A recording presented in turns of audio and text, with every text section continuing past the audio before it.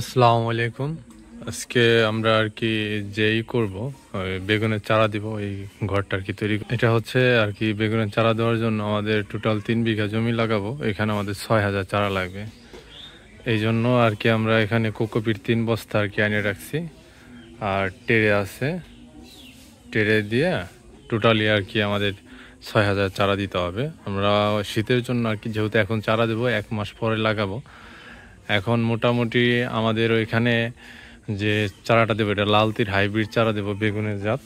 এটা অনেক ভালো ধরে, ফলনও ভালো। এই জন্য আমরা সর্বপ্রথম কি করছি দেখেন, নিচ দিয়ে আর কি আমরা পলি দিছি। কারণ নিচ দিয়ে পলি দেওয়ার কারণ হচ্ছে আমরা যেহেতু টেরে দেবো, টেরে দিলে পরে ওই টেরের ছিদ্র দিয়ে নিচের জ্বর মাটিতে চলে যায়। মাটিতে চলে গেলে সেক্ষেত্রে ওই সময় টেরে উঠাইতে গেলে চারাগুলা টলে যায়, কিছু চারা জট ছিঁড়ে যায়। এই জন্যই আর কি আমরা পলি দিয়ে রাখছি। এটা আপনার পলি দিয়ে রাখবেন। পলি দিয়ে এভাবে চারা করলে অনেক সুন্দর চারা হবে। আর উপরে আমাদের পলি দিতে হবে কিসের জন্য? পলি দেওয়ার কারণ হচ্ছে প্রচুর পরিমাণে বৃষ্টি আসে, আর বৃষ্টিতে চারা নষ্ট হওয়ার যাওয়ার সম্ভাবনা থাকে। এই আর কি অবস্থা। আমরা এইভাবে আর কি প্রতিবারই চারা দিই, এইবারও চারা দিচ্ছি। এখন থেকে আপনাদের সব কিছু শেয়ার করবো, লাগানো পর্যন্ত আর কি কি খরচ হয়, কেমন বিক্রি করতে পারি, এটা আপনাদের সাথে শেয়ার করা হবে। ভালো থাকবেন সবাই। আসসালাম।